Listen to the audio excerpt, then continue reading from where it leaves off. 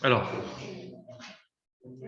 chers amis, donc la base des bases, bien sûr, le shiur il sera fait pour Reb David. Reb David Ben Shlomo Michali, n'est-ce pas?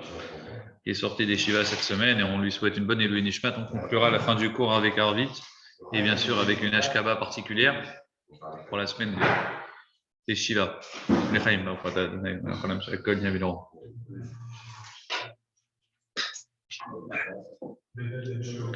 Alors,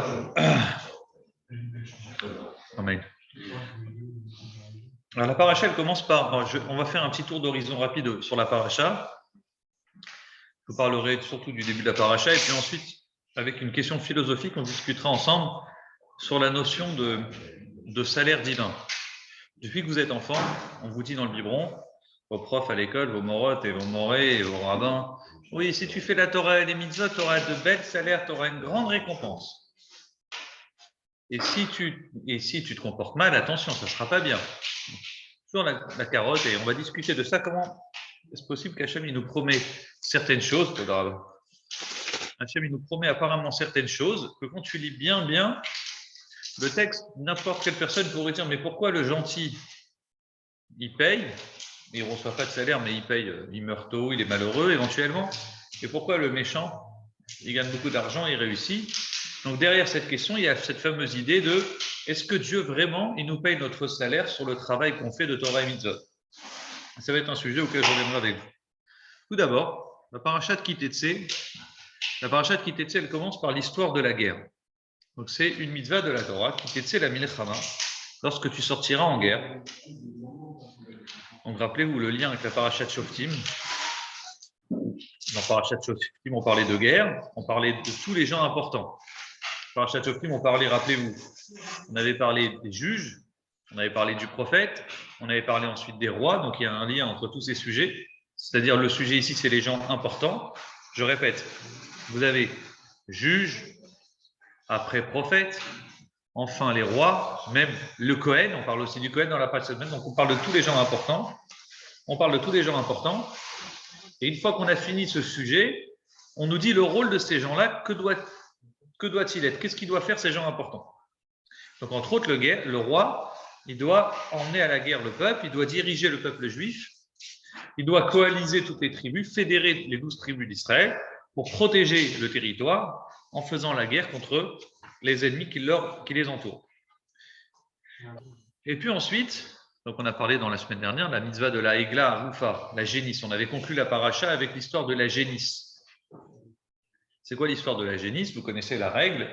Si un jour, tu trouves un cadavre quelque part, on ne sait pas comment ce type il est mort de soif, mort de faim, on ne sait pas de quoi il est mort et comment il est mort.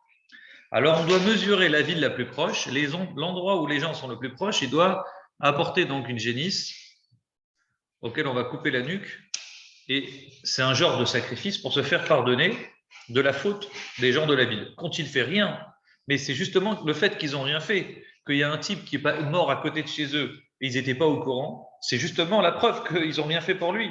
Quand tu vois un passant, un SDF qui passe, tu dois t'occuper de lui, tu dois prendre des nouvelles, savoir où il va, où il est. Tu ne dois pas laisser un type comme ça. À l'époque, tu vois, les villages, ce n'étaient pas des métropoles comme on est aujourd'hui. Donc le type, tu es responsable des gens qui sont dans ta ville, à côté de ta ville. Alors même si tu dis, on n'y est pour rien, il est mort tout seul, tu dois te faire pardonner. Le lien avec la guerre, c'est très intéressant. J'avais lu un commentateur qui dit que le lien avec le sujet d'avant qui était la guerre, c'est que parfois, quand on revient de la guerre, on a vu tellement de morts, tellement de gens, tellement de crimes, tellement de moments. Pardon? Chez Akol. Donc tellement on a tué que le type, quand tu reviens chez toi et tu vois des gens méchkines qui ont un peu faim, machin et tout, tu risques de pas donner de l'importance à ces gens-là. Tout le monde, déjà, il est vivant, c'est déjà bien. Que tu pourrais négliger ces gens-là. Donc, quand on dit, c'est pas parce que tu reviens de la guerre, c'est pas parce que tu as vu le pire, que ça veut dire que tu as le droit de ne pas t'occuper des gens simplés qui sont dans la rue, qui ont besoin de toi, qui ont peut-être demandé à l'aide aux gens de la ville. Donc, on mesure les gens les plus proches. On mesure, les Chachamim, ils mesuraient la ville la plus proche de là où il y a le cadavre et ils devaient se faire pardonner par cette génisse. Revenons à la guerre parce que c'est le sujet de notre paracha. Qui t'essaie la milchama quand tu ressortiras en guerre. C'est une autre sorte de guerre. C'est pas la même guerre qu'on a vue dans la paracha de la semaine dernière. Ici, on parle d'une guerre facultative. Écoutez bien ce cas, il est édifiant. vous connaissez peut-être pas. Et si vous connaissez, je vais essayer de vous apporter plus de détails sur ce sujet. Tu iras en guerre, qui était la milchama, lorsque tu iras en guerre, la paracha commence par ça, Hachem te donnera l'ennemi dans ta main, tu gagneras. Il se peut que quand tu es en guerre, tu vois une femme prisonnière, une captive, une chivia. Tu vois une goya prisonnière, c'est-à-dire une femme captive. Mais elle a l'avantage d'être Eshet Yefat Toar. Elle est très belle, c'est une femme belle. Pas seulement qu'elle est belle, mais vous savez, elle se faisait très belle. À l'époque, les femmes des ennemis, quand on allait en guerre contre eux, bizarrement, elles se faisaient très belles. Un, pour accueillir l'ennemi vainqueur éventuellement, tu vois, au moins qu'on ne meure pas comme nos maris à la guerre, qu'on soit bien accueillis. Donc elles se faisaient très belles. On a remarqué ça d'ailleurs dans l'histoire moderne, je ne sais pas si vous avez lu un petit peu, mais c'est ce qui s'est passé après la bataille de France, quand ils ont perdu les Français. Ils ont perdu la guerre. Bon, les femmes françaises, les Parisiennes, elles étaient très très belles. Elles étaient bien maquillées, elles ont bien accueilli les Allemands. Pas de problème, quoi. D'accord? Ça veut dire, c'est comme ça. C'est la guerre. L'ennemi, c'est le plus fort. Bon, on l'accueille avec un bras ouvert. Et donc, si vous voulez, si un juif côtoie cette femme-là, cette belle femme, et le pasuk dit, tu la désireras et tu souhaiterais la prendre comme femme. Qu'est-ce qu'on fait? Hein? Alors, à partir de maintenant, de ce que je vais dire, il y a deux avis. Parce que le verset, il n'est pas clair et il y a deux commentateurs. Il y a deux points de vue.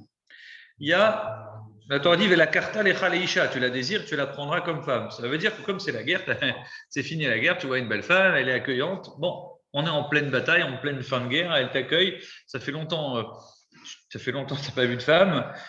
Donc, il risque de ne pas être bien. Le type, il n'est pas bien. Bon, il a le droit. Attends.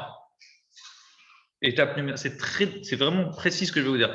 Première école qui explique ce verset, c'est tu as le droit d'aller avec elle une fois, terminé. Après, si tu veux la prendre pour épouse définitive, tu dois passer par une procédure que je vais vous citer maintenant.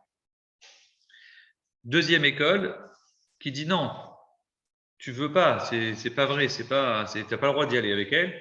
C'est d'office, tu dois passer par la procédure avant de la prendre. Mais il y a un avantage chez chacun des avis. Le premier dit c'est logique. Pourquoi la Torah te parle de ça? Parce qu'une fois que tu l'as déjà consommé et tu veux garder le produit, entre guillemets, tu as déjà consommé, tu dis j'ai envie de garder la femme pour moi, la femme de guerre, j'ai envie de la ramener chez moi. Elle m'aime bien, elle est sympa, la personne, elle est heureuse avec moi, on est les gagnants et elle aimerait bien rester avec moi. Donc à partir de là, il y aura la procédure que je vais vous citer. L'autre école dit non, même la première fois, tu n'as pas le droit de toucher à elle, tu dois d'abord passer par la procédure que je vais vous citer maintenant. Quelle est la procédure? En tout état de cause, tu l'emmèneras chez toi, mais elle doit se raser les cheveux, se couper les cheveux. Elle se fera les ongles, elle se laissera les ongles pousser. En gros, elle se fera. Elle enlèvera ses beaux habits de femmes qui accueillent les victorieux de la guerre, hein. Et elle se mettra des habits de deuil pour pleurer son père et sa mère. Elle devra pleurer son père et sa mère, parce que soit son père, soit sa mère, il y a eu des gens de sa famille qui sont morts. Donc, elle doit passer par un deuil Yerach Yamim, pendant une période de Yerach Yamim, 1 mois. Et seulement après, tu auras le droit de te marier avec elle une fois qu'elle a passé le mois de deuil. Ça veut dire quoi? Quel est l'objectif? L'objectif, il est simple, il est que cette femme, pendant 1 mois, tu dois l'encourager à faire un deuil de sorte à ce qu'elle soit moche, parler clairement. C'est-à-dire qu'elle ait les cheveux coupés. Tu la verras vraiment, entre guillemets, sans maquillage. Tu la verras telle qu'elle est. Quand tu as eu ton envie soudain à la guerre, c'est dans ta tête, c'est peut-être arrivé, c'est une envie soudaine, mais ça va de là à la prendre comme femme. Tu veux vraiment te marier avec elle? T'es fou? Tu veux te marier avec une femme que tu ne connais pas? Tu ne sais pas c'est qui ses parents, tu ne sais pas d'où elle vient. Une Goya. Oui, mais je vais la convertir. C'est une Goya. Qu'est-ce qu'on fait? Alors on te dit, au moins passe par cette procédure. Au bout d'1 mois, on est sûr que tu la verras vraiment telle qu'elle est. Tous les matins, tous les soirs, tu la verras pleurer, tu la verras en deuil, tu la verras moche. À ce moment-là, au bout d'1 mois, tu vas vraiment aller tomber pour elle. J'ai plein de femmes juives ici, j'ai plein de filles juives qui sont sympathiques, qui sont accueillantes, qui ont envie de se marier. Je ne sais pas qui elle est, c'est là, hop, tu dis, écoute, rentre chez toi, en fin de compte, changer d'avis, je n'ai pas envie de me marier avec toi, tu la ramènes chez toi. Mais attention, Im lo chafatz tava. Et ça, si tu la veux pas, tu peux la laisser partir chez elle tranquillement. C'est pas un butin. L'otim kerina, tu la vends pas contre de l'argent. À l'époque, c'était une esclave. Non, nous c'est pas d'esclave. Tu veux pas d'elle, t'as su tu as su en profiter au moment où tu voulais, bon, maintenant, au moins qu'elle puisse rentrer chez elle tranquillement, laisse-la repartir, si tu ne veux pas te marier avec elle. La Torah n'accepte pas cette idée de non-mariage, de rester seul avec une femme, pépère, tranquille, on fait ce qu'on veut, on est libre. Elle est avec toi ou elle n'est pas avec toi? C'est ta femme ou c'est pas ta femme? Tu choisis, il n'y a pas entre les deux. Donc, si tu décides de la garder, tu passes par la procédure, tu fais une erreur, te le dit la Torah, t'annonce, alors tu fais une erreur. Je suis contre cette idée que tu la gardes. Pas juste parce que c'est une Goya, on aurait pu imaginer la convertir. C'est parce qu'on ne sait pas qui elle est, on ne sait pas ce qu'elle est, d'où elle vient. Elle est probablement une idolâtre qui va t'apporter de l'idolâtrie, donc laisse tomber. Et le contraire, si tu veux la garder, tu peux la garder au bout d'un mois. Au bout d'un mois, tu peux te marier avec elle, mais elle est décroupa avec Ilushin. Ça doit être une vraie femme mariée avec toi pour toujours sans négociation. Une femme normale. Elle se convertira, elle deviendra juive, et ça deviendra ta vraie femme. Fin de l'histoire. Vous vous souvenez, dans la paracha de la semaine dernière, on a parlé des rois. Et je vous avais fait un cours, Shabbat pour ceux qui se rappellent, en tout cas il y en a un qui était la Shabbat, est-ce que c'est une mitzvah d'avoir un roi? Alors, il y a plusieurs avis, entre autres le Abarbanel, il pense que ce n'est pas une mitzvah d'avoir un roi d'Israël.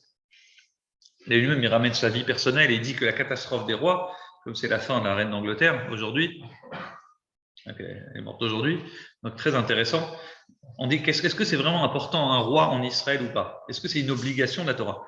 Beaucoup pensent que oui, le Abarbanel par exemple, il pense que non, c'est pas une mitzvah. Quand il y a écrit dans la Torah, Som tassim alecha melech kechol hagoyim, si demain tu veux avoir un roi comme tous les peuples qui t'entourent, si vient à toi cette idée saugrenue d'avoir un roi, c'est-à-dire la Torah elle t'annonce en fait ce qui va se passer. Alors dans ces cas-là, tu vas passer par une procédure pour le roi. Le roi, c'est pas un roi qui vient, qui fait ce qu'il veut. On va lui mettre des règles à ce roi. En d'autres termes, c'est pas une mitzvah de la Torah d'avoir un roi. Si toi demain en Israël tu veux avoir un roi, dans ce cas-là, je vais mettre des règles pour que ce roi, ça soit la moins catastrophe possible, la moins grande des catastrophes. Donc ça explique en fait, est-ce que Israël, d'après le Abarban, est toujours, est-ce que quand Israël sont rentrés, est-ce que les Juifs, quand ils sont rentrés en Israël, ils ont nommé tout de suite un roi? Non. Ils sont restés pratiquement 250 ans sans roi. Il n'y a pas eu de problème. Ils n'ont pas nommé de roi tout de suite. Pourquoi ils n'ont pas nommé de roi? Parce que tu n'es pas obligé, ce n'est pas une mitzvah. Les tefilines, c'est une mitzvah claire. Tu mets tes tefilines. Tu ne dis pas, le jour où ça me viendra, je les mettrai. Comment ça se fait qu'en 250 ans, ils n'ont pas décidé de mettre un roi? Quand vous allez, je ne sais pas si vous avez étudié cette histoire du Navi Shmuel, peut-être vos enfants, ils ont étudié à l'école, et vous verrez là-bas l'idée que le prophète Shmuel, il en veut. Il en veut au Béné Israël d'avoir dit oui, t'es trop vieux, on veut un roi sympathique comme tous les peuples qui nous entourent. Et les mots, c'est exactement les mêmes mots qu'il y a écrit dans notre livre, dans Parashat Shoftim. Quand te viendra l'idée d'avoir un roi comme tous les peuples, et donc c'est exactement ce qu'ils vont dire les Béné Israël 200 ans après, ils vont dire au prophète Shmuel, on veut un roi comme tous les peuples. Shmuel, il va se mettre en colère contre eux. À cause que vous avez demandé ça, il y aura la pluie, il y aura les tonnerres, les éclairs, il y aura des inondations, toute la récolte, une grande partie de leur récolte va être abîmée, et ils vont demander pardon à Shmuel. Shmuel va dire, bon, maintenant que vous avez décidé d'avoir un roi, pour une raison qui vous est propre, avec une technique moderne, vous voulez un roi, ça fait moderne, ça fait beau, c'est sympathique, c'est bien, ça nous protège des ennemis extérieurs, on peut fédérer toutes les nations. Attention, sur le papier, ça se vend bien, le roi. Alors, si tu veux un roi, je vais te mettre la règle qui concerne les rois, qui est pas trop d'argent. Un roi chez nous, il ne fait pas coucou. Il ne commence pas à avoir des tonnes d'argent, d'or, pas de bling-bling. Règle numéro 1. Règle numéro 2, pas trop de chevaux. Règle numéro 3, pas trop d'argent. Pas trop de femmes. Toi, tu vas être un roi. Et le problème du roi, comme leur dit le prophète Shmuel, leur dit, vous voulez un roi, qu'est-ce qu'il va faire le roi? Il va prendre vos garçons pour aller à la guerre, et il va prendre vos filles pour se marier avec elles, parce que, voilà, ça lui fera plaisir, il fera ce qu'il voudrait, personne ne pourra rien lui dire. Et c'est vrai. Le roi, c'est le roi. Il veut avoir 15 femmes, il a 15 femmes. Donc, le prophète dit, je comprends pas, pourquoi vous voulez un roi? À quoi? Donc, la Torah prévoit et dit, dans ce cas-là, on va mettre des règles. Un conseil pour ce roi-là et pour vous, si vous le nommez roi. 1, pas trop d'argent, pas trop de femmes, pas trop de chevaux, pour éviter de commercer avec les Égyptiens. Et en tout état de cause, ce qui est très important de comprendre, c'est cette idée de pas trop de bling-bling, pas trop d'argent et d'or. Point. Donc ça, c'est des mitzvot qui concernent le roi, si jamais tu as cette envie d'avoir un roi. Pareil chez nous. Est-ce que c'est une mitzvah de se marier avec cette Goya? Non. La Torah te dit, si tu suis la procédure, moi je te déconseille de le faire. Je pense que c'est une mauvaise idée que, que tu te maries avec cette femme que tu ne connais pas, cette captive de guerre. On appelle ça cette femme yéfatoire, cette belle d'aspect. Parce qu'elle était jolie, toi tu étais à la guerre, tu n'étais pas bien, tu avais besoin de réconfort. Donc tu veux, moi je te dis c'est une très mauvaise idée. Mais si tu veux quand même, dans ce cas-là, voilà, les règles, tu passes par la procédure. Ensuite, c'est toi et ton Yetzirah. Si tu as envie quand même, c'est autorisé. Tout ce qui est autorisé n'est pas conseillé. C'est autorisé. Sur l'autoroute, tu as le droit de faire 135, tu sais, sur ta voiture. Tu sais que 130 limité, il y a une petite barrière comme ça. Tu peux faire 135, ouais. C'est autorisé. Est-ce que c'est conseillé? Fais 125. Pourquoi tu vas faire 130? Fais 125, tu es tranquille. La Torah te dit c'est autorisé, mais pas conseillé. Et la preuve que c'est pas conseillé, c'est le sujet d'après. Quel est le sujet d'après? Vous êtes toujours avec moi ou je vous ai perdu? Posez-moi des questions là, les amis, quand vous buguez, parce que j'ai l'impression que je suis tellement clair que vous avez tout compris déjà. Si la femme elle est mariée, elle a le droit de faire ça ou pas? Alors, le pshat là-bas, c'est que la femme, elle est seule, parce que le mari, il est mort à la guerre, son mari ou sa famille, elle est seule. D'accord? Ça, c'est le pshat.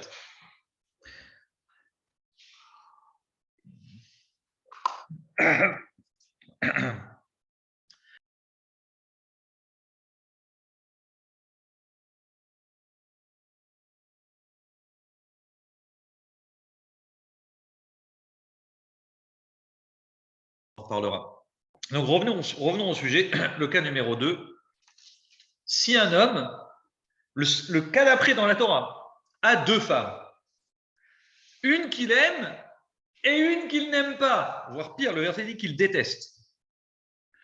Et il aura des garçons avec celle qu'il aime, et il aura aussi des garçons avec celle qu'il n'aime pas. Mais son aîné, lequel est-ce? Est-ce que l'aîné qu'il a, c'est avec la femme qu'il aime ou avec la femme qu'il n'aime pas? Avec celle qu'il n'aime pas. Et si ça arrive un cas comme ça, dit le verset, bah, c'est pas obligé. Donc, dans ce cas-là, elle te dit attention, une mitzvah, fais très attention, tu n'as pas le droit de déshériter cet enfant parce que tu n'aimes pas la mère. Le type lui dit attends, mais moi, c'est pas ma chouchou, elle, ma vraie femme que j'aime, c'est elle.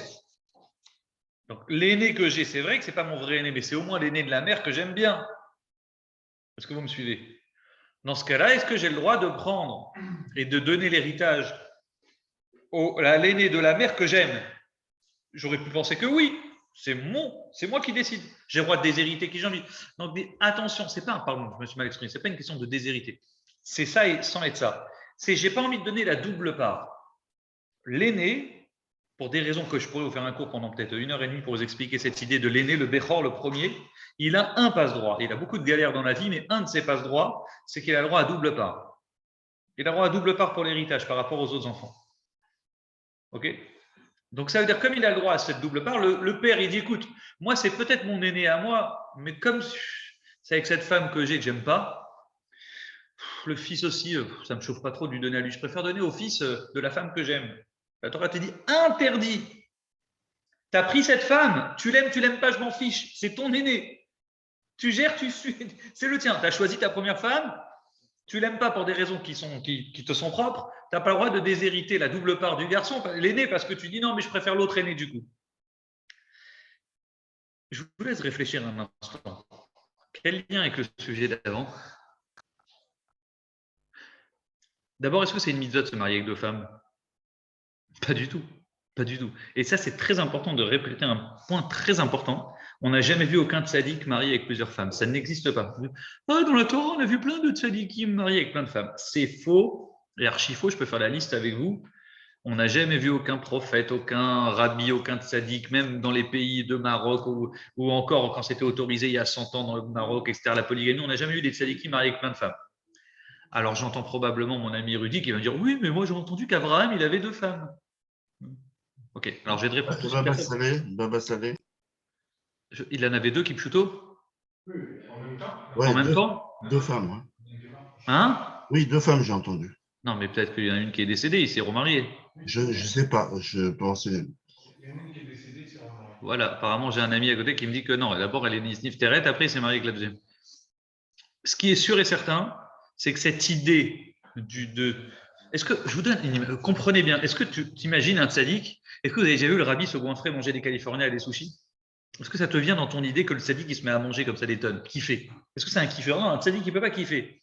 La matière, c'est pas important pour lui. Il faut bien se mettre dans la tête que c'est pareil. Cette notion d'avoir beaucoup de femmes, c'est vraiment le type qui a des plaisirs, qui a des envies un peu bizarres.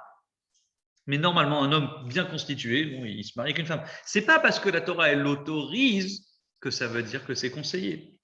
Et les tzadikim, et on peut faire la liste. D'abord, je n'en connais aucun. Les seuls que vous connaissez, parce que vous avez reçu ça dans le biberon, vous avez étudié que ça d'ailleurs, en fait, au Talmud Torah en vrai. Vous avez appris Abraham, il a eu 2 femmes. Il n'a pas eu 2 femmes. Abraham, messieurs, il n'a eu qu'une femme. La seule qu'il a eue, c'est Sarah. La seule qu'il aimait, c'est Sarah. La seule avec qui il voulait des enfants, c'est Sarah. Seulement, quand il vieillissait, et Sarah, elle était stérile. Elle disait, c'est moi qui est stérile, c'est pas toi, Abraham. Donc, elle a supplié Sarah. On dit marie-toi, mais c'est pas marie-toi. On dit c'est pas marie-toi.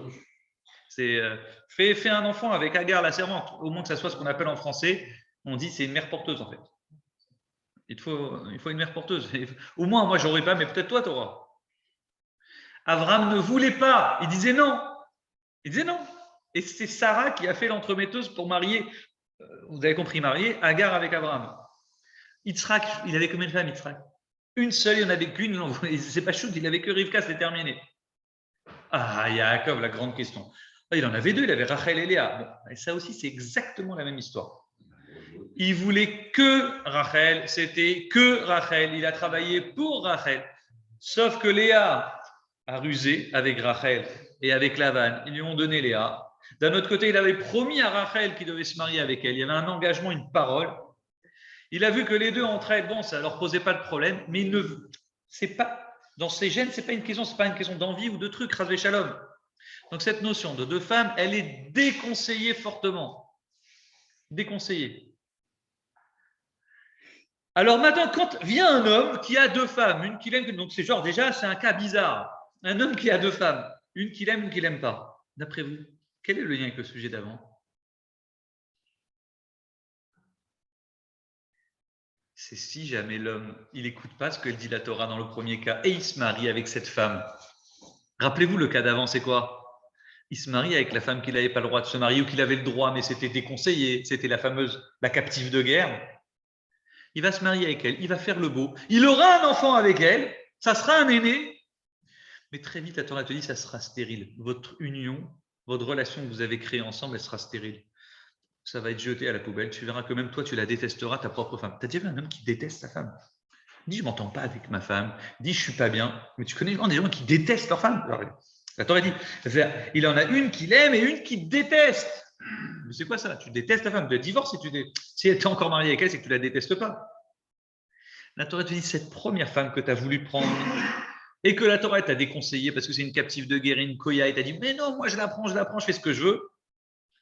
Sache que tôt ou tard, elle deviendra une femme que tu détesteras.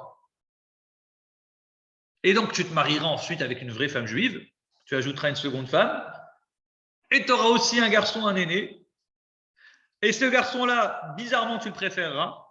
Eh bien, chef pour toi. Ton vrai aîné, c'est l'aîné que la première femme que tu as choisie. Vous avez compris? Voilà le lien avec le sujet d'avant.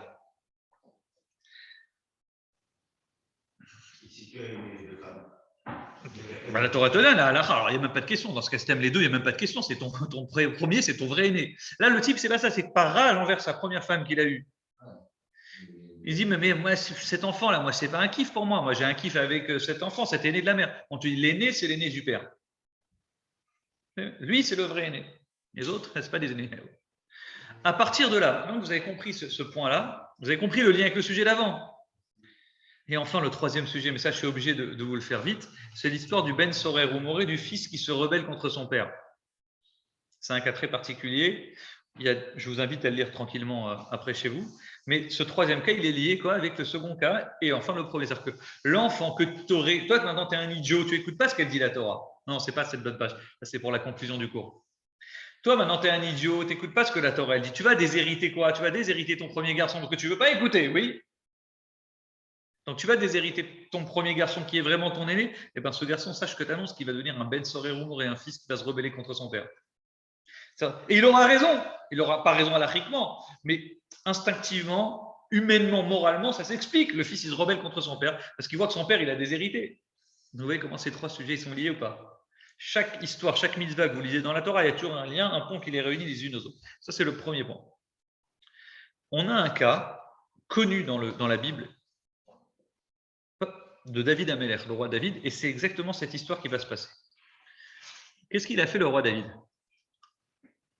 Il a eu une vie royale, guerrière.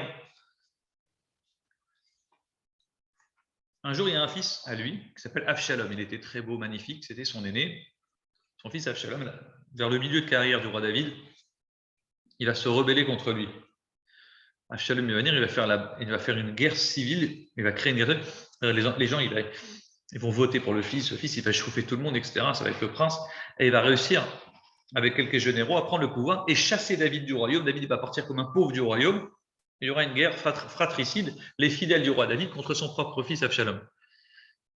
À la fin, c'est David qui va reprendre le pouvoir, il va gagner la guerre contre son fils. Il va supplier ses soldats de ne pas tuer à la bataille son fils, etc. Il y en a un qui ne va pas l'obéir et qui va tuer le fils de David. Une histoire terrible, hein. Si vous me dites pourquoi David il a mérité ça, je peux vous faire un cours pour vous expliquer aussi pourquoi, mais en tout état de cause, voilà la fin de l'histoire. Et on dit, cet enfant-là, qui s'est rebellé contre son père, il est mort parce que c'est le cas du troisième sujet que je vous ai parlé, du cas du Ben Sorer Rumoré, du fils rebelle. Pourquoi le fils de David il s'est rebellé? Vous savez pourquoi? Parce que le roi David, un jour, il était à la guerre. Il faisait énormément de guerre. Et il a rencontré une femme qui s'est appelée Macha. Il a rencontré cette femme, c'est une Goya. Et elle avait ce premier cas qu'on appelle le cas de de Eshet Yefator, la femme captive, la femme de guerre que tu as trouvée. Et David, quand il l'a vue, il l'a trouvée jolie, il l'a trouvée belle. Et il a voulu se marier avec elle. Et il s'est marié avec elle. Et il a eu un enfant. C'est le cas de cet enfant. C'est cet aîné, c'est Avshalom.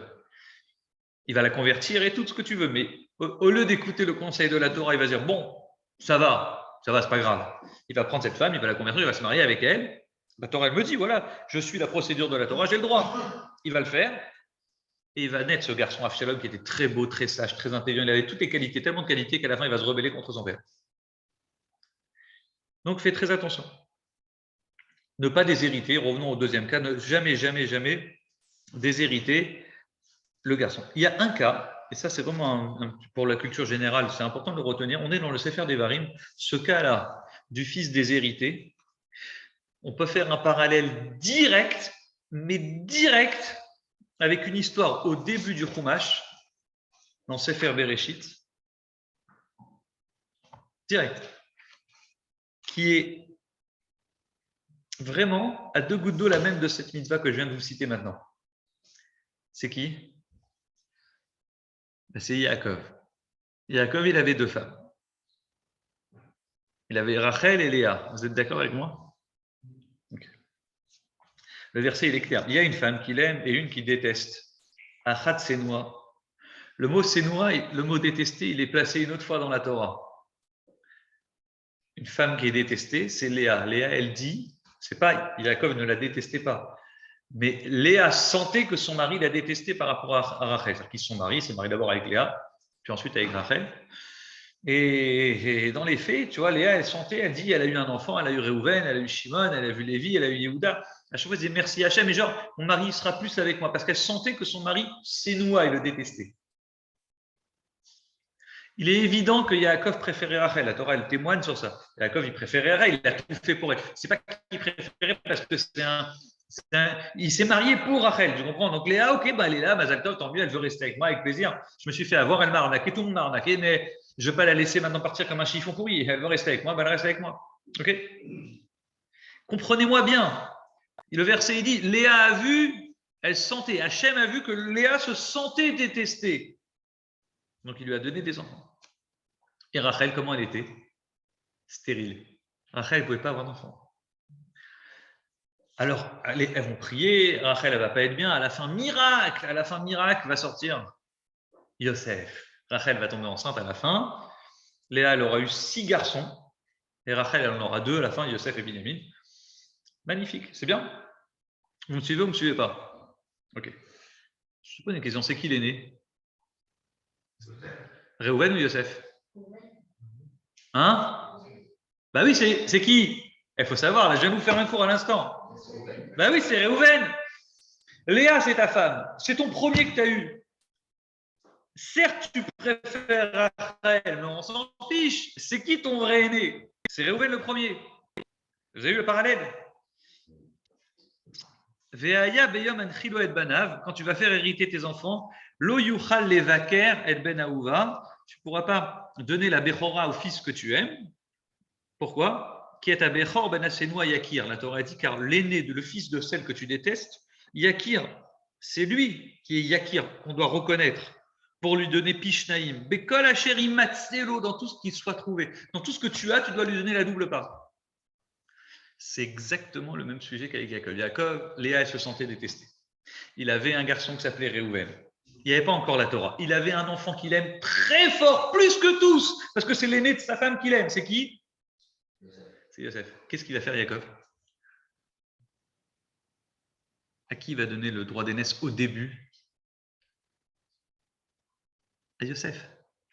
Il va le préférer. Qu'est-ce qu'il va faire? En quoi il va lui donner le double? Il va lui donner la belle tunique, la fameuse tunique de Yosef. Qu'est-ce qui va se passer quand ils vont déshabiller Yosef? Le verset dit, les frères ils vont être jaloux, ce qui est tout à fait normal ou pas normal, on peut faire un débat. Ils vont prendre la décision de le vendre, d'abord de le tuer, puis ensuite de le vendre. Le verset dit, ils lui ont enlevé sa tunique, de la tunique qu'il avait sur lui. Dit Rachid, il avait deux tuniques, Yosef. Il avait une tunique, et tous les frères avaient à peu près une belle tunique, un genre de beau smoking, un beau vêtement classe, que le père Yaakov avait payé à tout le monde une tunique. Yaakov a payé à tout le monde, à tous les frères, une tunique. Et à Yosef, il a rajouté une deuxième tunique, la fameuse belle tunique. Et quand ils lui ont enlevé la tunique qu'il avait sur lui, c'est la deuxième belle tunique. La double part à qui il avait donné Yaakov? À Yosef. La deuxième belle tunique qu'il a donnée à Yosef. Mais une fois, tu nous as dit qu'elle venait de la Marichon, cette tunique. Alors, ça, c'est d'où elle vient. Hein, n'est-ce pas d'où elle vient cette tunique? On peut faire tout un historique d'où elle est venue. Ok. Mais on voit que la double part, Yaakov instinctivement, la Torah n'était pas encore donnée. Il va faire quoi? Il va donner, c'est le mien, c'est mon fils Yosef que j'attendais depuis très longtemps, de la femme que j'aime. Donc instinctivement, il va donner à Yosef. Mais qu'est-ce que ça va entraîner? De la jalousie. Et de la jalousie qui est justifiable. Et pourquoi lui? Et pourquoi c'est lui? Et pourquoi lui il reçoit? Réhouven, c'est moi l'aîné. Mais le pire dans tout ça, c'est que Réhouven, il ne peut même pas se rebeller. Pas seulement que Réhouven, il ne va pas se rebeller contre son père, mais Réhouven, il va tout faire pour faire quoi? Pour sauver Yosef. Tous les frères, par jalousie, voudront le tuer. Pourquoi lui, c'est le premier? Pourquoi lui, c'est le meilleur? Nous, on est les aînés, on est les plus grands. Et c'est qui, en plus de la folie de l'histoire, c'est qui va tout faire pour sauver Yosef? C'est Réhouven, le vrai aîné. Mais la Torah, elle dit bien, hein, sache une chose, que si Yaakov avait fait cette règle que maintenant je vais imposer, que si jamais tu as deux femmes, quand bien même tu en as une que tu aimes, le vrai aîné, c'est l'aîné, le premier que toi tu as eu, il n'y aurait pas eu la vente. Bon, le parallèle, c'est très drôle, le Yakir, on doit reconnaître d'avoir le double, mais Kol Asher Imatselo, dans tout ce qu'on trouve. En hébreu, Yakir, Imatse. On retrouve les mêmes mots. Vous retrouvez les mêmes mots quand les frères de Yosef, qu'est-ce qu'ils font? Pourquoi ils jouent avec cette tunique? Ils prennent la tunique, ils la trempent dans le sang, ouais. Ensuite, ils vont la montrer au père. Si vous étiez un peu plus hébraïsant, vous auriez tout de suite sauté en l'air. Ils ont besoin de jouer avec cette tunique. Ils attrapent la tunique, ils ont trempé dans le sang de chevreau, et ils montrent à leur père Yaakov, dit, papa, Akerna, reconnais-tu Akerna? Est-ce que tu reconnais Akerna, la fin du passage. Akerna, Ketonet bin Chaim, lo, est-ce que tu reconnais? Zot Matsanou, pardon, il commence par. Zot Matsanou, ceci, nous avons Matsa, trouvé. Akerna, tu reconnais ça? Tu reconnais cette tunique? Ça, c'est le mot qu'ils disent. Mais derrière le mot, il y a quoi? Comme tu dis, le Shmet, c'est quoi? C'est Matsanou, on a trouvé. Est-ce que tu reconnais, tu acceptes cette idée que cette tunique, elle appartient à Yosef? Tu acceptes ça? Il y a comme une réponse des fils envers le père. Toi, tu l'as, tu n'as pas fait ce que tu devais. Yakir, toi, tu devais reconnaître Yakir. Le vrai aîné, c'est Réhouven. Tu as donné, tu as mis en préférence Yosef sur tout le monde. Yakir, tu as fait Yakir, Aker. Et Bekolash, Matsanou, ça nous avons trouvé. Regarde, donc les mêmes mots reviennent. Yakir, la Torah te dit, eux, ils ont dit Akerna, est-ce que tu reconnais la tunique de ton père? La Torah te dit de ton fils. La Torah dit Yakir, on doit savoir reconnaître la bonne personne. Ton vrai aîné, tu dois savoir le reconnaître. Et des fois, même si l'injustice, elle te fait mal au cœur, il faut apprendre à être juste. La justice, c'est ça qui paye, c'est comme ça le droit chemin. Même si mais c'est mon cœur, je trouve que c'est pas normal, je préfère. C'est pas tout ce que tu préfères que tu dois choisir. Ça, c'est le lien, c'est la première partie du cours. Et la vérité, c'est que je devais parler, je devais prendre moins de temps pour parler de tout ça, mais bon. Ça veut dire que Oui. Jacob, il a fait une erreur. Ouais. Mais en fait, c'est pas une erreur. C'est par l'erreur. En fait, c'est ça qui a entraîné la vente de Yosef. C'est ça qui a entraîné la vente de Yosef. C'est ça, à cause de ça, ça a entraîné que les Juifs descendent en Égypte et toute l'histoire de la sortie d'Égypte. S'il n'y avait pas eu la jalousie des frères, il n'y aurait pas eu de sortie, il n'y aurait pas eu d'Égypte. Ils seraient tous restés en Canaan. Maintenant, est-ce que c'est une erreur de Yaakov? Je te réponds non. C'est grâce à l'expérience de Yaakov que la Torah, elle met cette mitzvah aujourd'hui. S'il n'y avait pas l'expérience de Yaakov, il n'y aurait pas eu la mitzvah. Tu comprends? Moi, je dis cette mitzvah, elle vient grâce, d'une certaine manière, à Yaakov. Yaakov, de son point de vue, il dit, mais moi, je me suis marié pour Rachel. Mon vrai aîné, c'est Rachel. C'est évident pour lui. Exactement. Il dit, moi, on m'a donné elle. Moi, je n'avais pas prévu de me marier avec Léa. Bon, j'ai un enfant, Mazal Tov, tant mieux pour elle, tant mieux pour moi. Je suis très content, mais ce n'est pas mon fils chouchou. Maintenant, donc on a fini cette partie. Juste, je vais conclure revenir avec le premier sujet. Et comme voilà, il nous reste 5 minutes, et je n'ai pas eu le temps de parler de la fameuse mitzvah de payer en son temps. Un patron doit payer le salaire en son temps, et Hachem aussi, il doit nous payer notre salaire quand on fait Torah Mitzvah. Je parlerai de ça une prochaine fois si je veux. Bon, je conclue juste avec ce point-là très important. C'est le point de Yerach Yamim. Combien de temps je vous ai dit le type qui a trouvé cette femme à la guerre, il doit la garder? 1 mois. Comment on dit 1 mois en hébreu? Chodesh. Birkat Chodesh, la bénédiction du mois. Chodesh Tov. Oui, bon mois. Chodesh, c'est 1 mois, oui. Rosh Chodesh, merci. Pourquoi tu dis alors Rosh Chodesh, donc c'est Chodesh. Seulement la Torah ne dit pas Chodesh, elle dit Yerach Yamim. Tu garderas, écoutez bien, la femme, la captive de guerre, tu la garderas 1 mois en deuil. En deux là, on apprend qu'un deuil, ça doit durer 1 mois. Ça veut dire il y a le deuil de l'année, mais d'où on sait que le deuil du mois, il a une importance de ce pasouk-là. C'est-à-dire qu'on a les 7 jours et on a à part ça le mois. C'est le mois qui va baisser d'intensité après le mois, encore après le deuil. Tout ça pour vous dire quoi? Et là, c'est vraiment très important. La Torah, elle ne dit pas Chodesh, elle dit Yerach. Pourquoi elle dit Yerach? Elle ne dit pas, regardez les mots, tu garderas, tu pleureras ton père et ta mère, Chodesh Yamim, 1 mois. Pourquoi Yerach Yamim? Yerach, ça veut dire aussi 1 mois. 99% des fois, la Torah, quand elle veut dire le mois, elle dit Chodesh. Vous êtes d'accord avec moi? Oui ou non? Dans ces cas-là, pourquoi ici il est dit Yerach? Yerach Yamim, pourquoi il est dit Yerach et pas Chodesh? Une fois et une seule fois encore dans la Torah, c'est écrit Yerach. C'est quand qui a une bonne mémoire? C'est chez Moshe.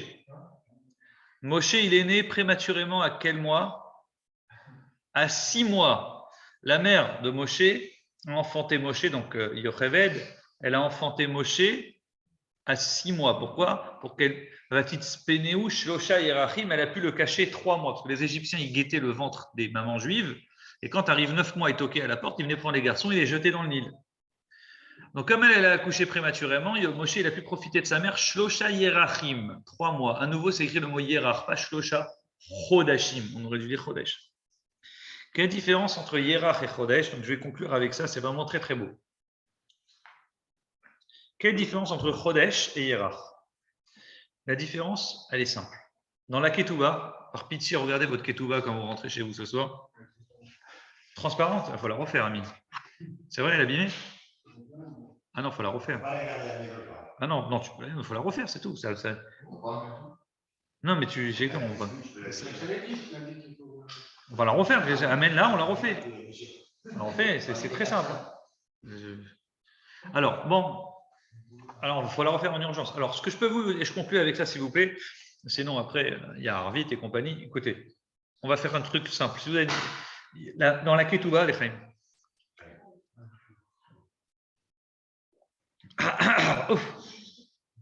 Dans la Ketouba, c'est écrit Chodesh. On s'est marié, vous êtes mariés, le 3e mois, le mois de Sivan, le 3e mois, Nissan Yar Sivan. Écrit bien Chodesh. Parce qu'on parle hébreu et dans la Torah, on parle le mot Chodesh. Vous savez, c'est quand qu'on écrit hiérarch, le mot mois, dans un divorce. Quand tu prends un guet, dans les guitines, quand on fait des guettes, on écrit le 3e mois, Betlata hiéracha, dans le 3e du mois, le mois de Sivan, monsieur Untel a divorcé de madame Untel. Donc c'est la même traduction. Pourtant, l'adjectif, le nom, le mois change. Pourquoi on change? C'est très simple. Chodesh, le mois, c'est les mêmes lettres que Chidush, quelque chose qu'on énove. Un nouveau mois, dans le judaïsme, c'est la lune qui tourne autour de la terre. Elle finit son tour au bout de 29 et quelques. Donc elle a fini son tour. Donc maintenant, on est un nouveau mois. On est quelque chose de Chadash. Chadash en hébreu, c'est nouveau. Donc un mois, un nouveau mois, c'est pas juste un mois qui est passé, un mois de plus, un mois de moins. On doit bien marquer la nouveauté. C'est quelque chose de nouveau. Quand un homme il se marie avec sa femme, il y a quelque chose de nouveau qui se crée. Bon, chez les jeunes aujourd'hui, je ne sais plus, parce que peut-être ils ont déjà tout découvert avant, mais en tout état de cause, chez la Torah demande à ce qu'un mariage soit quelque chose de chadash, un chodesh. On doit faire ça dans le mois, parce qu'ils vont créer une relation qui va leur apporter que du renouveau. Et même après leur mariage, on te demande tous les roches chodesh, c'est la fête de la femme. Il faut marquer le coup, il faut innover dans le mariage, il faut faire des choses nouvelles, il ne faut pas rester tout le temps monotone. Moons, Moon, c'est quoi Moons? Parlez anglais. C'est quoi Moon? La lune, ouais, ça vient de quoi Moons? Pourquoi ils appellent ça Moon, c'est la lune? Pardon? Oui, mais pourquoi ils appellent ça Moon? Moon? Hein? Moon, ouais, c'est la lune Moon. Month. Ouais, bon, voilà. Donc pourquoi ils appellent le mois? Voilà, non, mais c'est pas comme ça en français. Month, le mois, c'est Moon, la lune. C'est basé sur la lune. Donc le nouveau mois, quelque chose qui est lié avec le nouveau mois, Chodesh, toute chose qui est créatrice, toute chose qui avance et qui perdure, il y a besoin de renouveau. À l'inverse, et là c'est vraiment un petit chidouche, toute chose contraire qui va, toute relation stérile, tout objet qui va à sa perte, quand on veut employer le mot moi, on ne va pas dire chodesh, on va dire hiérarch. Un divorce, c'est un drame. Un divorce, ça fait du mal. Tout le monde perd. C'est stérile, ça aboutit à rien. Donc on divorce, mais ça fait de la peine à tout le monde. Donc on n'en dit pas le 3e du chodesh du mois. Ça serait genre un adjectif trop beau pour un divorce. Donc on va dire hiérarch.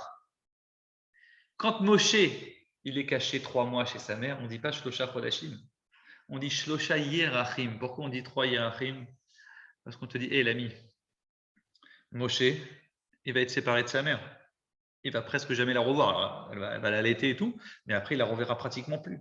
Il y aura une cassure, une brisure. Une fois que Moshe sera mis à l'eau, 3 mois après, il y aura une vraie séparation. Donc, on ne dit pas dans 3 mois. Elle le cacha combien de temps? Shlosha hiérachim, 3 mois. Mais c'est 3 mois qui vont amener à une brisure.